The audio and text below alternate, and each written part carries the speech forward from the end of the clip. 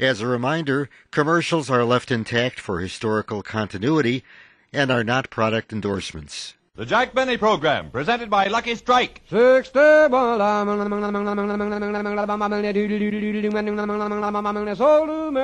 Scientific tests prove Lucky Strike is milder than any other principal brand of cigarettes. Yes, scientific tests prove Lucky Strike is milder than any other principal brand of cigarettes. Confirming these scientific tests, an independent consulting laboratory with more than 15 years' experience in cigarette research reports Lucky Strike, mildest of 6 major brands tested. And no wonder Lucky Strike cigarettes have been proved milder. For years, Lucky Strike has conducted a unique and vast program in research, in quality controls, and manufacturing methods. And today, tomorrow, always. LSMFT, LSMFT. Lucky Strike means fine tobacco, fine, light, naturally mild tobacco that gives you smoothness and mildness and never a rough puff. So light up a Lucky. Prove to yourself what scientific tests prove. Lucky Strike is milder than any other principal brand of cigarettes. Let your own taste and throat be the judge. For the rich taste of fine tobacco, for smoothness and mildness, remember there's never a rough puff in a Lucky Strike.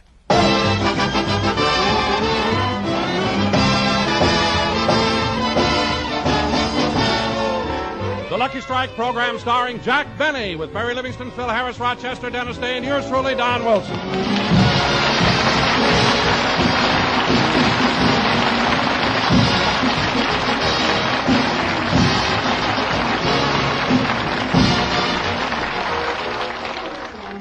Ladies and gentlemen, spring is here. And last night, as a romantic moon smiled down on Beverly Hills, our little star was sitting alone in his den by an open window.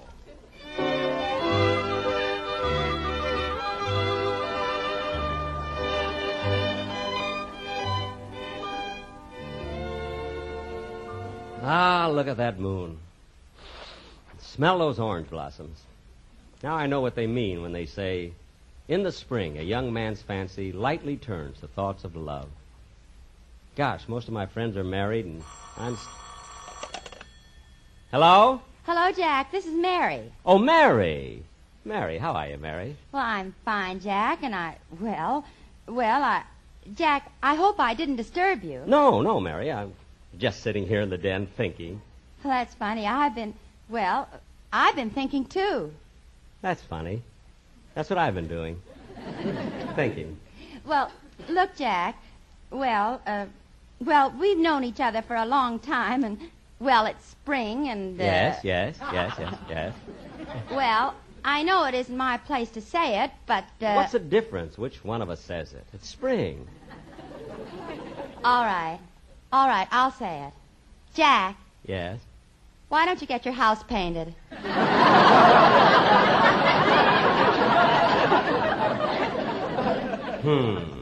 That's what happened last night. And this morning...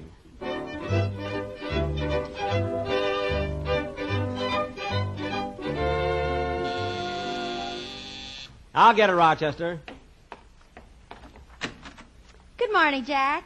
Mary, what are you doing here so early? And who's this man with you? He's the painter. The painter? But, Mary, I didn't have a chance to think it over. After all... Mr. Hawkins, this is Jack Benny. Hi, Rube.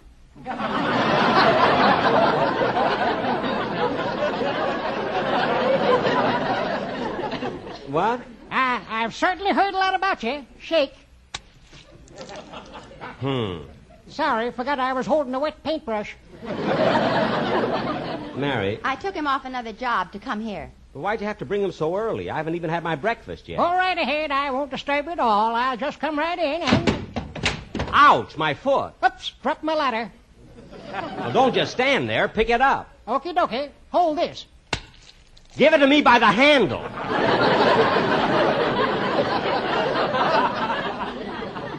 Heaven's sakes. Oh, boss, your coffee's getting cold. Okay, Rochester. Say, Doll, would you like to have breakfast with me? Don't mind if I do. I'm talking to Miss Livingston. Mary, would you like breakfast? I wouldn't mind some coffee. While you're having your breakfast, I'll go through the room and then give you an estimate. Good. My, what a lovely piano. Not with a paintbrush. Mary, what kind of... Jack, it was an accident. Come on in the kitchen, have your breakfast. Okay. Rochester, put an extra cup on the table. Oh, hello, Miss Livingston. Good morning, Rochester. Just in time. I made a nice batch of pancakes. Well, I was only going to have a cup of coffee, but since you have pancakes, Rochester, what's that thing you just put on the plate? A hypodermic needle. A hypodermic needle? What's in it? Syrup.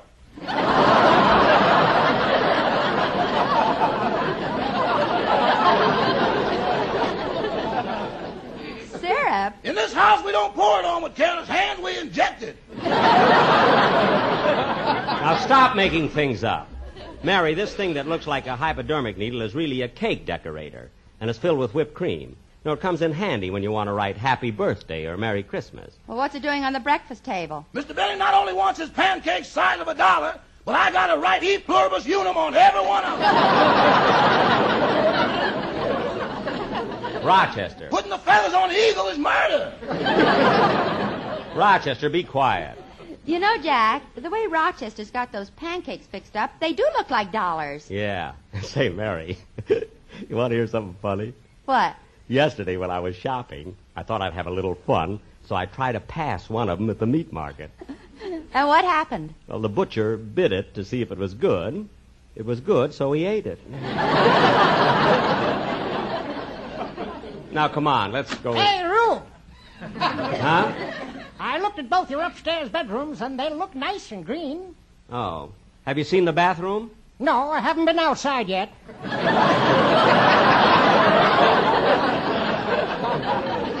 Outside? Oh, forgot I was in the city. Well, go upstairs and look at it. Okay, Rube, see you later. Wish you wouldn't keep calling me Rube all the time. Mary, how in the world can you bring a strange painter you know nothing about and expect me... Oh, wait a minute, Jack. Mr. Hawkins isn't a stranger. He's an old friend of my family. It was on account of him that my sister Babe broke her leg. You mean he broke... Oh, it wasn't his fault. Papa hired him to do some painting. And when Mr. Hawkins put the ladder up against the house, Babe thought it was an elopement and stepped out the window.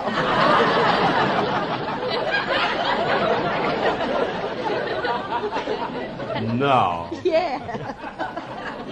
She landed with her head in a bucket of paint, and for 2 years she was known as the girl with the green hair. Mary, while you were off last week, did you write that routine? You know, if you did, it's the last time that you... Come in. Oh, it's Don and the Sportsman Quartet. Hello, boys. Hiya, Don. How are you? Oh, all right, I guess. Don, what's the matter? No, I'd rather not talk about it. Now, wait a minute, Don. I know something's bothering you. Now, what is it? Well, Come on, Don. What is it? Well, Jack, a terrible thing happened to me this morning. I stepped on the bathroom scale and I weighed 186 pounds.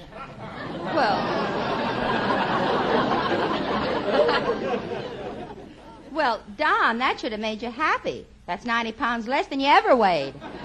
Oh, I was happy. I was thrilled. But then I discovered something. Oh, your bathroom scale was wrong? No, my stomach was resting on the wash basin.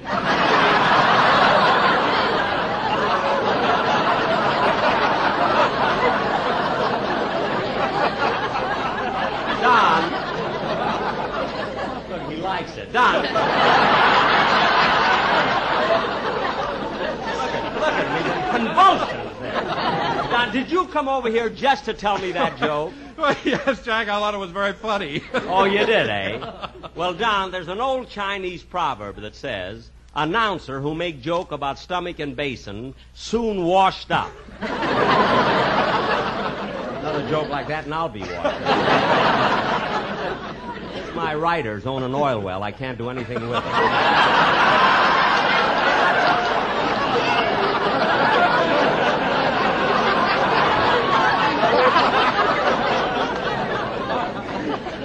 Now what did you come over for, Don? Well, Jack, I brought the quartet with me because they have an idea for a commercial and they want you to hear it. Well, I'm glad you did, Don, because we haven't got the commercial set for the show. Now, what... Hey, Rube! Just a minute. Now, what is it, Mr. Hawkins? Just looked in the kitchen, and to paint the walls and the ceiling will come to $12. But I'll only charge you $10. Why? I ate 2 pancakes. Good. Now, Don, what's this idea the boys have for a commercial? Well, Jack, every year we do something appropriate for the season. Uh-huh. And so far this year, we haven't done anything about spring. Say, that's right, Don. It is spring. You know, as a matter of fact, last night I was sitting in my den by an open window, and I was looking up at the romantic moon and smelling the fragrance of orange blossoms, when all of a sudden the phone rang. And what happened? What happened? I'm having my house painted. Well, Don, if the boys have something... I better get an oil well myself. Well, Don, if the boys have something good for spring, I think it'll be good for the show Sunday. Let's hear it now. Okay, take it, boys.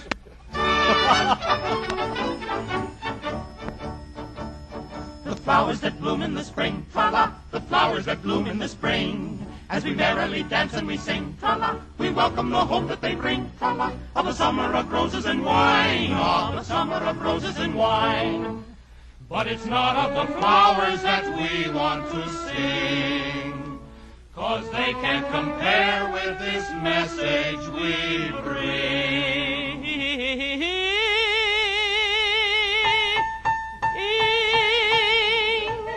Tobacco that grows in the spring, tra-la, tobacco that grows in the spring. It grows in Kentucky, tra-la, tra-la. It's put in a lucky tra-la, tra-la. That is why there is never a rough puff. There's never a puff that is rough. From our analytical surveys we know there's nothing superior to Lucky's. Oh, no.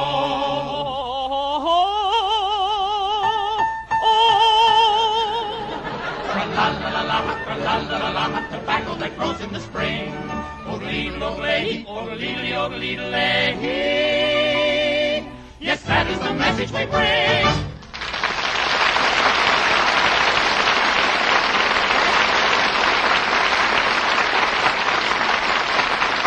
That was very good, Don. Don, that'll be swell on the show. I thought you'd like it, Jack. Well, we've got to be running along now. Okay, Don. See you later. You know, Mary, I was just thinking of something. I hope this fella doesn't charge me too much for painting the house. I mean, I don't want to go to a lot Oh, of... for heaven's sake, Jack. You only have your house painted every 5 or 6 years. Why be so cheap? Cheap? Mary, I'm not cheap, and I resent your saying that. What? You may not know it, but last week a fella stopped me on the street, asked me for a dime for a cup of coffee, and I gave him 50 cents.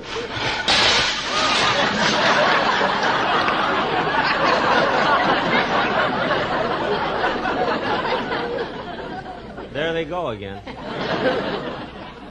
What was that? I'll explain it to you later. Every time I... Oh, I'll get it. Oh, hello, Dennis. Hello, Mary. Hi, kid. Hello, Mr. Benny. Can I use your phone? The phone? Sure, kid, sure.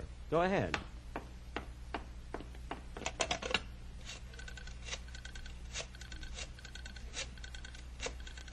Hello? Now listen, you. I've warned you before, and this is the last time. This town ain't big enough for both of us, see? I'm giving you 24 hours to get out, or you'll wind up at the bottom of the river in a barrel of cement. So get out of town, punk, and stay out.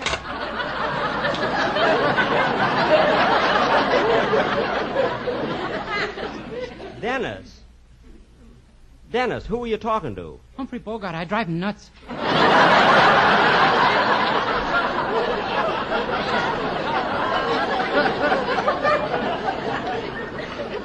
What? Dennis, why do you keep calling Humphrey Bogart and telling him to get out of town? I'm in love with Lauren Bacall. Dennis, I don't care who you're in love with.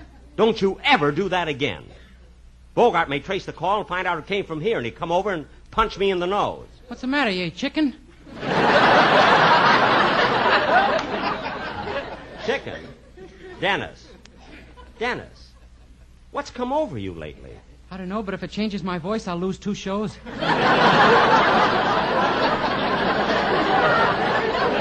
Now, look, kid, you came over here to use my phone. You used it. I'm too busy to listen to your silly talk, so why don't you go home? Well, don't you want to hear the song I'm going to do on the program first? Well, all right, let me hear it. But as soon as you do the song... there's someone at the back door. Oh, Rochester! Rochester! Oh, well, I'll answer it myself. The flowers that bloom in the spring, tra-la, the flowers that bloom in the spring, tra-la-la-la-la-la-la-la-la-la-la-la. Yes? Excuse me, mister. Could you help a feller out? What? I ain't had nothing to eat since yesterday. Say, wait a minute. You look familiar to me. Huh? Didn't you stop me last week on Vine Street?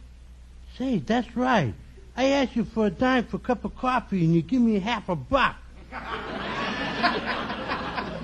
I thought I saw your face before. Well, look, I'll arrange to get you something to eat, but first I'd like to ask you a question, Mr. Savoni. John L.C. Savoni. Well, Mr. Savoni, this question sounds silly, but did you buy a sweepstakes? Did you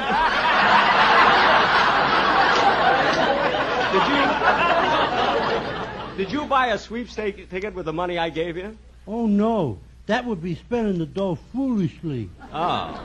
Well, what did you do with the money? I bought a guide to the movie star's home.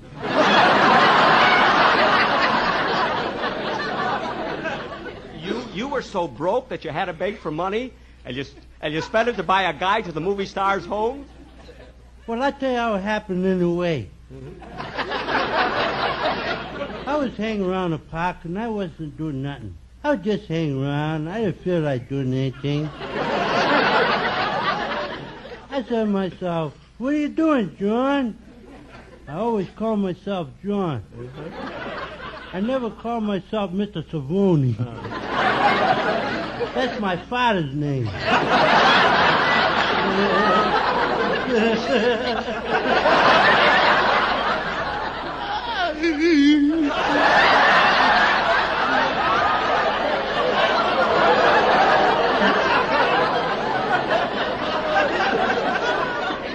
So I said, I ain't doing nothing. And I wasn't. I was just hanging around the park. I wasn't doing nothing.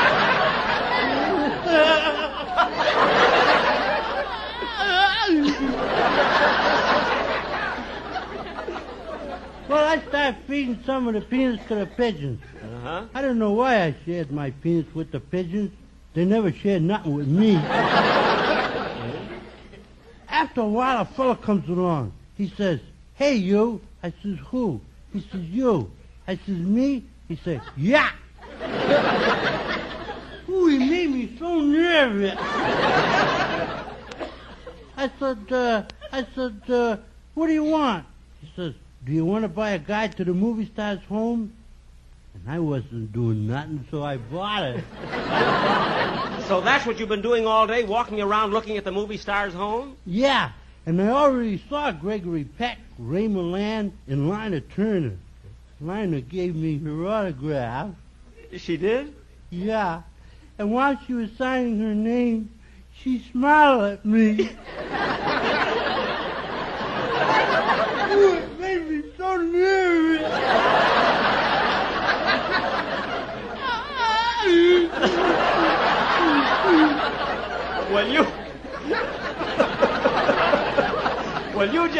You just wait here, Mr. Salvoni, and I'll have a man fix you something to eat. Thank you, but don't make nothing fancy. I'm in a hurry. I got to get over to Bob Hope's house by 5 o'clock. Oh, are you going to get a meal from Mr. Hope? No, I'm one of his writers.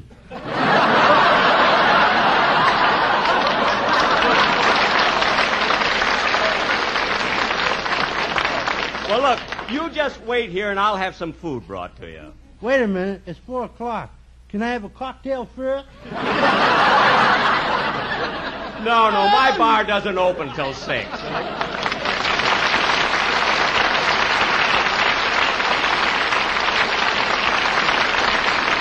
Oh, Rochester. Yes, boss? There's a hungry man out in the back. Will you go in the kitchen and fix him something to eat? Yes, sir.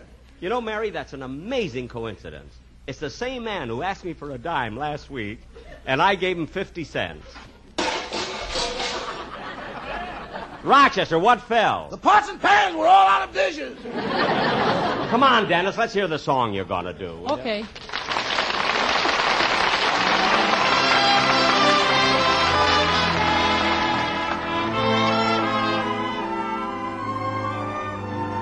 You're the end of the rainbow, my pot of gold.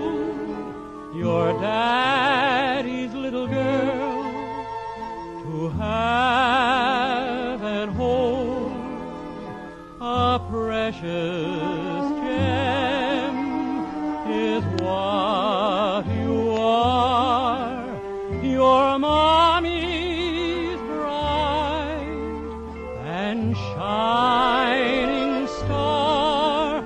You're the spirit of Christmas, my star on the tree. You're the Easter bunny to Mommy and me.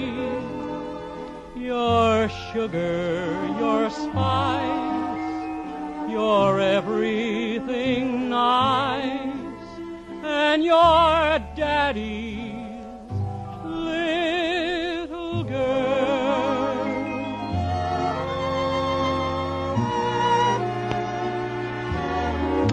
You're the treasure I cherish, so sparkling and bright. You were touched by a holy and beautiful light, like angels that sing a heavenly thing, and your daddy's little girl.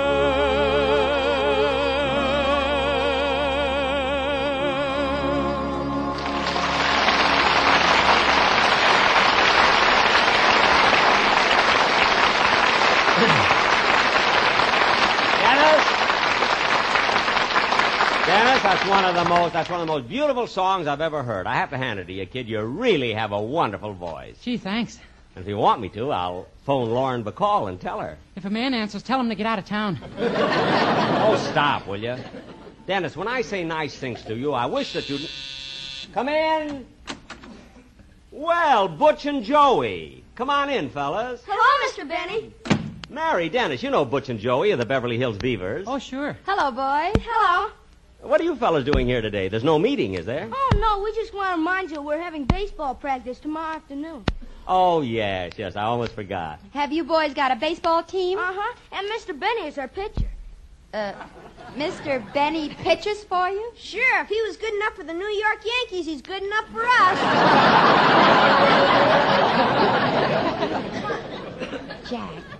Jack, did you tell... Quiet, Mary. By the way, boys, have you been practicing for the show you're going to do next week? Uh-huh.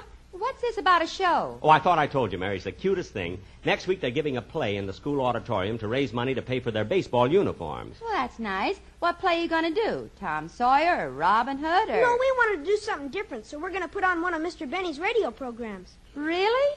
Yes, Mary, and each one of the kids is going to play the part of a member of my cast. Say, that should be cute. Who's going to play the part of Mr. Benny? I am, Miss Livingston. I was selected because my eyes are robin's egg blue. You almost needed an oil well there.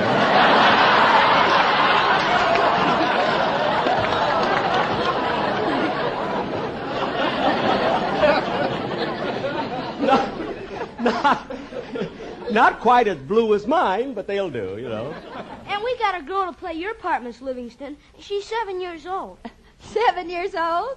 Is she pretty? Uh-huh. And she'll be even prettier when her front teeth come in. Isn't that cute, Mary? And Miss Livingston, we even got someone to play the part of your sister.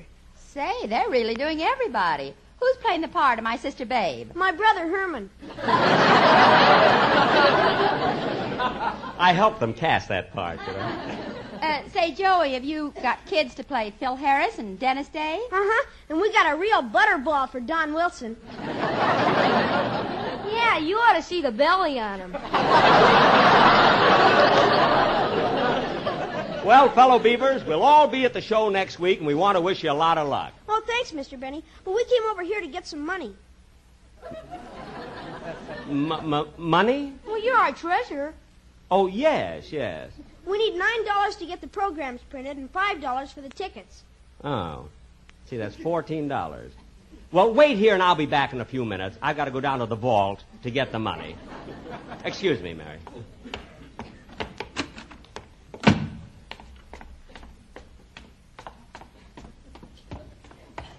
Ah, here we are.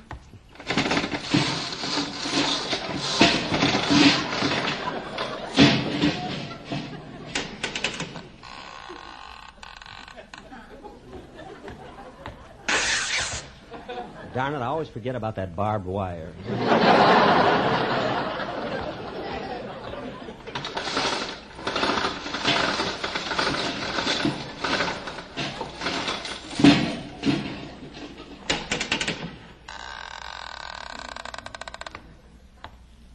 Oh, who goes there, friend or foe?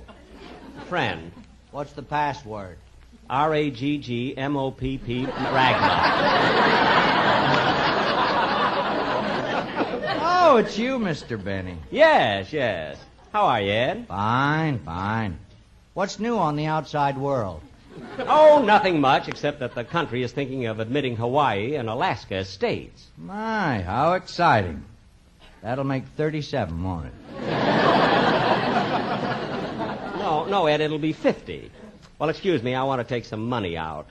Money out? Yes, and I may be down again tomorrow. You know, I'm having my house painted. Oh, is there a house up there now? Uh-huh. Now, excuse me, Ed, I want to open the safe. Shall I take another loyalty oath? No, Ed. Senator McCarthy hasn't mentioned you yet. Now, let's see. What's the combination? Right to 45. Left to 160. Back to 15. And left to 110. There.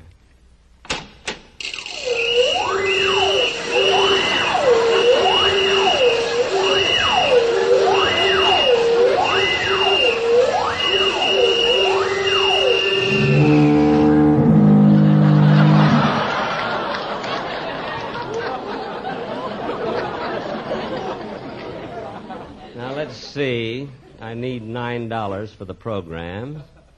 5, 6, 7, 8, 9. That takes care of the programs.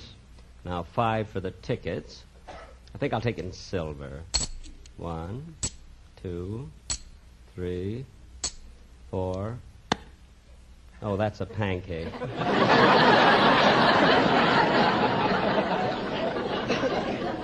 Here's $1. There, that'll do. Mr. Benny, you dropped one of the bills. Oh, yes, I'll pick it up. Look, you dropped another one. How come your hands are shaking like that? I don't know, Ed, but it seems that whenever I count money, it makes me so nervous.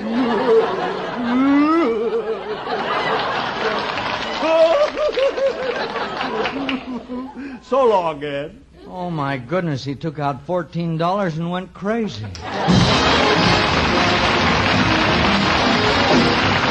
Jack, we'll be back in just a moment, but first...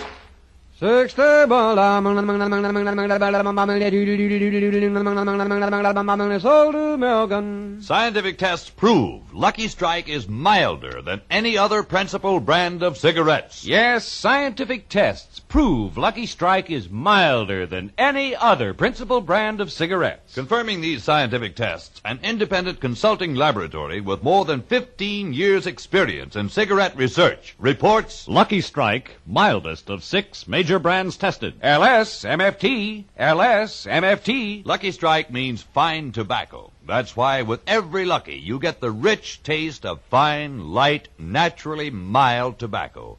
Yes, smoothness and mildness with never a rough puff. So smoke a Lucky. Prove to yourself what scientific tests prove. Lucky Strike is milder than any other principal brand of cigarettes. Let your own taste and throat be the judge. For the rich taste of fine tobacco, for smoothness and mildness, remember there's never a rough puff in a Lucky Strike. So round, so firm, so fully packed, so free and easy on the draw. Good night, folks. This is CBS, the Columbia Broadcasting System.